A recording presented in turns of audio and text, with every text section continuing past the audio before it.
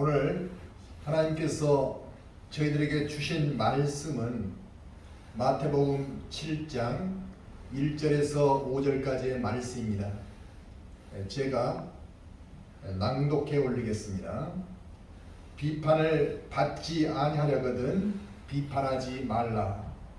너희가 비판하는 그 비판으로 너희가 비판을 받을 것이요 너희가 헤아리는 그 헤아림으로 너희가 헤아림을 받을 것이니라.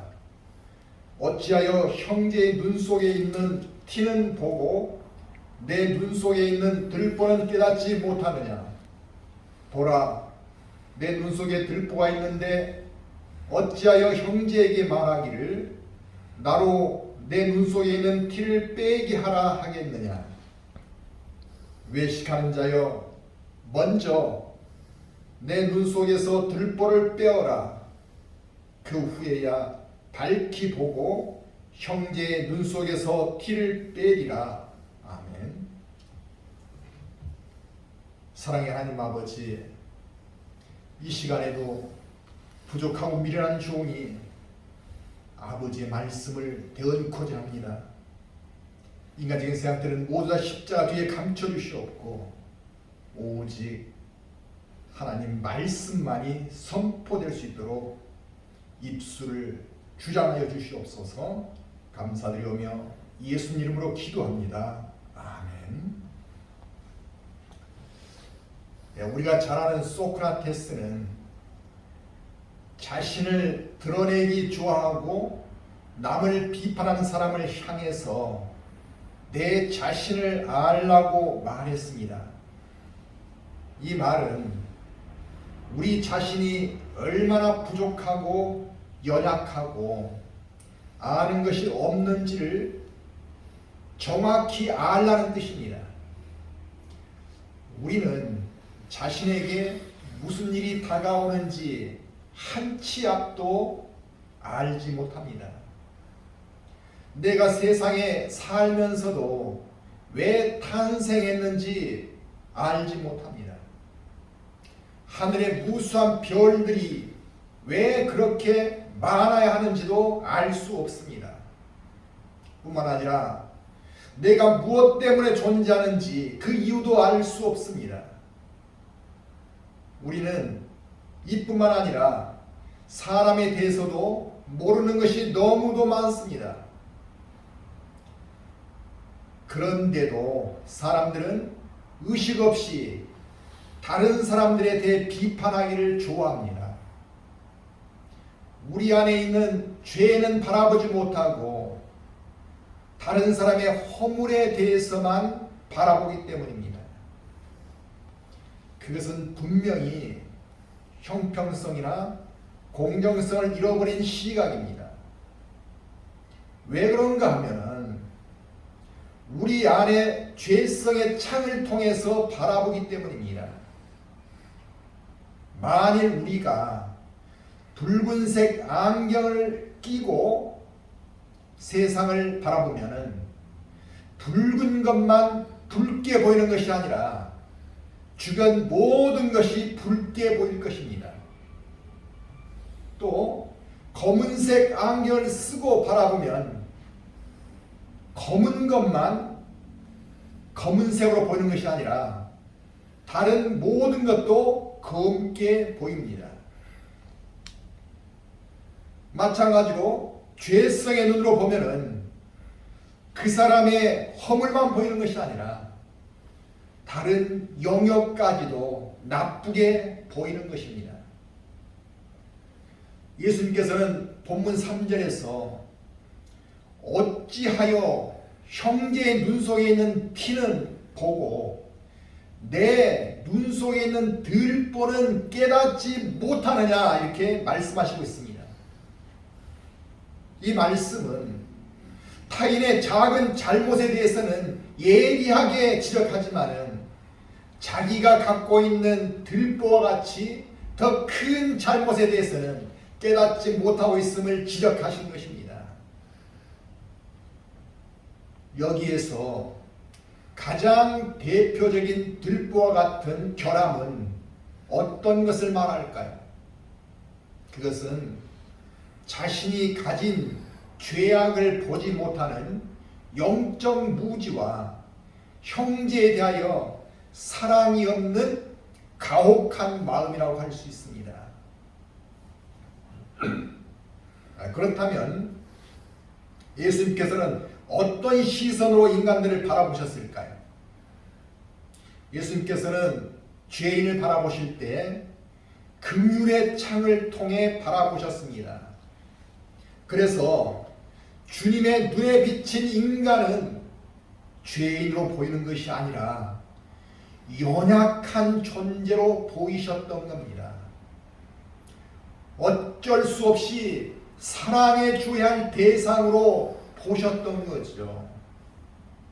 하나님께서도 인간의 연약함을 아시기에 죄를 이기지 못한 인간보다 죄를 넣어준 사탄을 더 야단치셨습니다. 선악과를 따먹은 아담과 하와에게는 수치를 가릴 가죽옷을 입혀주셨지만 따먹도록 유혹했던 뱀에게는 내가 너로 여자와 원수가 되게 하고 내 후손도 여자의 후손과 원수가 되게 하리니 여자의 후손은 내 머리를 상하게 할 것이요 너는 그의 발꿈치를 상하게 할 것이니라 이렇게 말씀하셨습니다. 여기서 여자의 후손은 예수님을 말씀하십니다. 남자의 씨가 아닌 성령으로 잉태되었기 때문이죠. 훗날 오실 예수님께서 사탄의 머리를 밟아 죽게 할 것임을 이미 선포해 놓으셨던 겁니다. 또 스가랴 3장에서는 바벨론 포로에서 돌아온 대제사장 여호수아를 사탄이 하나님께 참소하는 장면이 나오고 있습니다. 왜냐하면 여호수아는 죄가 덕지 묻은 더러운 옷을 입고 있었기 때문이었습니다. 그런데 하나님께서는 오히려 참소하는 사탄을 책망하셨습니다. 그리고 여호수아에게는 죄악을 제거한 아름다운 옷을 입히라고 천사에게 명하셨던 겁니다. 사탄은 사람을 망치려 하지만 하나님은 망쳐진 사람을 일으켜 세우시는 분이십니다. 이 땅에 오신 예수님도 인간을 긍휼히 여기셨습니다. 누가복음 19장에는 삭개오를 찾아가서 그를 품어주시는 예수님 이야기가 나오고 있습니다. 삭개오는 신분이 세리장이었습니다. 세리들은 당시 백성들로부터 세금을 착복하여 부자로 사는 자들이었습니다. 그중 삭개오는 세리들의 장이었으니 사람들은 삭개오를 얼마나 비난했겠습니까? 그런 그가 예수님 앞으로 나올 때 예수님은 그의 이름을 불러주시고 오늘은 내가 내 집에 머물겠다고 하시면서 그의 모든 허물을 덮어주셨습니다. 또한 삭개오가 회개할 때는 죄를 묻지도 따지지도 아니하시고 그의 가족들까지도 구원시켜 주셨습니다. 반면에 바리새인들에 대해서는 마태복음 12장 34절에서 독사의 자식들아 너희는 악하니 어떻게 선한 말을 할 수 있느냐 이는 마음에 가득한 것을 입으로 말함이라고 했던 것입니다. 그 이유는 다른 사람을 정죄하면서도 자기는 스스로 의롭다고 여겼기 때문입니다. 자, 이어서 35절에서는 선한 사람은 그 쌓은 선에서 선한 것을 내고 악한 사람은 그 쌓은 악에서 악한 것을 내느니라 이렇게 말씀하시고 있습니다. 이 말씀은 바리새인을 지독히 미워서 하신 말씀이 아니십니다. 오히려 자신의 죄를 먼저 깨닫고 선한 마음으로 남을 긍휼히 여겨주는 선한 사람이 되라고 역설적으로 하신 말씀이십니다. 그 선한 마음은 어느 때 나온가 하면은 하나님께서 죄인이었던 나를 심판이 아니라 구원해 주셨음을 깨달을 때입니다. 사도 바울은 로마서 5장 8절에서 이렇게 고백했습니다. 우리가 아직 죄인 되었을 때에 그리스도께서 우리를 위하여 죽으심으로 하나님께서 우리에 대한 자기의 사랑을 확증하셨느니라. 사도 바울은 기독교인을 끝까지 쫓아다니며 핍박했던 바리새인이었고 스데반 집사를 돌로 쳐 죽이는 일에도 앞장섰던 죄인 중에 괴수였습니다. 그런 그가 자신의 죄에도 불구하고 구원해 주시고 자기를 사도로 쓰임받게 해주신 주님의 은혜를 깨닫고 놀라워했습니다. 그 은혜를 깨달은 그는 어떤 고난에도 불구하고 평생 십자가 복음을 전하며 순교자의 길을 걸었던 것입니다. 우리도 깊은 믿음 안으로 들어가기 위해서는 사도 바울처럼 죄인이었던 나를 구원해 주신 하나님의 사랑을 깨닫는 것이 중요합니다. 그렇다면 어떻게 깨닫죠? 하고 묻는 사람이 있습니다. 하나님 말씀은 살아있고 운동력이 있다고 말씀하셨죠. 그 말씀을 성령의 조명으로 깨달아 갈 수 있도록 하나님께서는 우리에게 은혜를 주시고 계십니다. 그 사랑을 깨달아서 믿어질 때 하나님 안으로 들어올 수 있는 것입니다. 그리고 하나님 일에 쓰임받을 수 있습니다. 우리가 하나님 일에 쓰임받는다는 것은 꼭 사도와 같은 사람이 되어야 한다는 말은 아닙니다. 자녀다운 모습으로 살아가는 것도 하나님 안에서 참으로 귀한 일인 것입니다. 골로새서 3장 13절에서는 누가 누구에게 불만이 있거든 서로 용납하여 피차 용서하되 주께서 너희를 용서하신 것 같이 너희도 그리하고 이 모든 것 위에 사랑을 더하라. 이는 온전하게 매는 띠니라. 이렇게 말씀하고 있습니다. 나를 비난한 사람이 있다면은 그를 용납해 주고 용서해 주는 것이 쉽지만은 않을 것입니다. 그런데도 주님께서는 우리를 용서해 주신 것처럼 우리도 다른 사람을 용서하라고 말씀하시고 있습니다. 그래서 이 말씀을 다시 한번 생각해 볼 필요가 있습니다. 우리가 남을 비난하는 것은 분명 그 사람 처지를 우리가 잘 알지 못한 상태이기 때문에 그 사람을 아프게 하는 일이 될 수 있습니다. 그래서 동정 없이 비난만 해서는 우리가 받은 은혜적 삶에서 이탈하는 것이 되는 것입니다.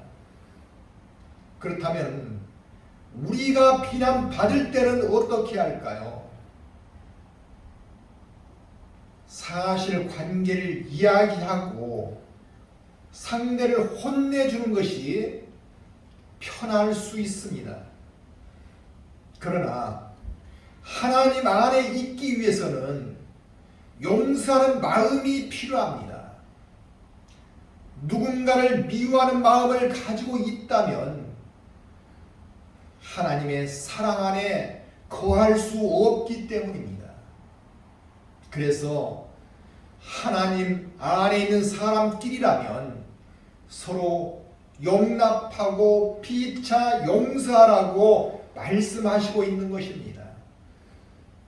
하나님 안에 있는 사람이라면 손해보는 마음이 필요하고 먼저 내 손을 내밀 수 있어야 합니다. 믿음의 사람들은 세상 사람의 생각이나 행동과는 품격이 달라야 합니다. 하늘의 법으로 사는 천국 시민이기 때문이죠. 그리고 그 모습이 하나님을 기쁘시게 하기 때문입니다. 그래서 세상 사람보다 한 발자국 더 나가는 것이 필요합니다. 용서하는 것으로만 그치는 것이 아니라 그 사람을 사랑까지 해주는 마음이 있어야 한다는 것입니다. 그렇기 위해서 사람은 원래 착한 존재였다는 인식이 필요합니다. 하나님께서는 인간을 만드실 때 하나님의 형상으로 만드셨습니다. 그래서 처음 인간은 선한 존재이고 남을 사랑할 줄 아는 존재였던 것이죠. 그런데 죄가 들어온 뒤로 자기 중심적인 사람이 되었던 것입니다. 죄를 부르는 육적 욕구를 위해서 사는 사람이 된 것입니다. 그래서 모든 사람은 사탄의 포로가 되었다는 사실을 알아야 합니다. 하나님께서는 그런 인간들을 구원하기 위해 특단의 대책을 강구하셨습니다. 바로 십자가 사건입니다. 십자가 사건은 우리를 구원하기 위해 하나님께서 그리스도를 통해 보여주신 우리에 대한 사랑이셨습니다. 사탄의 노예로부터 벗어나게 하는 유일한 길이 예수님의 죽음이셨던 겁니다. 예수님께서 죽으셔야 했던 이유를 알 때 우리는 비로소 죄의 흑암에서 나올 수 있는 것입니다. 우리가 그 십자가 사랑을 전해주지 않으면 세상 사람들은 하나님 안으로 들어올 수 없고 사탄의 종에서 해방될 수 없는 것입니다. 죄에 빠진 영혼은 스스로 하나님 안으로 들어올 수 없습니다. 그래서 하나님의 사랑을 잘 전하는 것은 그 사람의 영혼을 구할 밧줄이 되어주는 것입니다. 복음을 접한 사람이 당장은 그 말을 못 깨달아도 언젠가 깨닫게 될 날이 올 것입니다. 씨를 뿌리는 자와 거두는 자는 다를 수 있습니다. 그러나 하나님 사랑 안에서 형제로 하나가 된다는 생각을 가져야 합니다. 하나님과 주님은 우리를 무조건 사랑해 주셨습니다. 우리가 먼저 그 사랑을 받았으니 다른 사람에게도 그 사랑을 전할 수 있어야 합니다. 사랑에는 아무런 조건이 없어야 합니다. 다만 그 사람의 연약함을 이해해주고 품어줄 수 있는 사랑이 필요할 뿐입니다. 그러함에도 사랑이 아니라 비난하는 마음을 지녔다면 하나님 자녀로서 부끄러운 모습이고 영혼을 살리는 일에 방해가 되는 일입니다. 세상 사람들은 기독교인들에게서 재능이나 지식인의 모습을 찾는 것이 아닙니다.